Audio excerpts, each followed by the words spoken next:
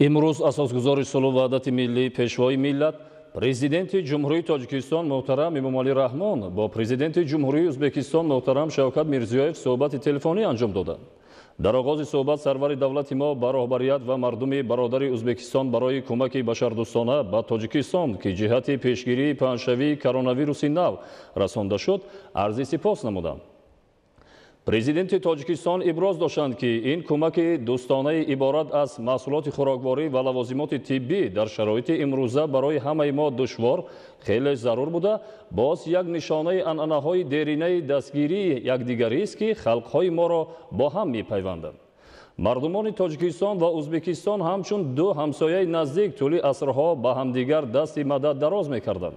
همزمان جریان استوار رشد منتظم همکاری تاجیکستان و ازبکستان در دایره شریکی استراتژی ذکر گردید.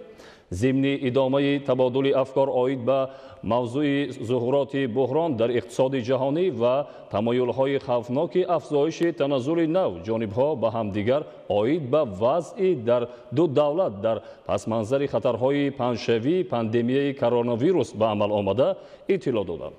اهمیت هماهنگسازی من بعد کوشش‌های منطقوی برای پیشگیری تأثیر منفی عاقبت‌های پاندمی به کشورهای منطقه تاکید کرده شد. در رابطه با این آمادگی طرف‌ها برای عملیات مشترک مقصدناک یکجا با تمام کشورهای منطقه برای رفع وضع بحرانی اظهار کرده شد.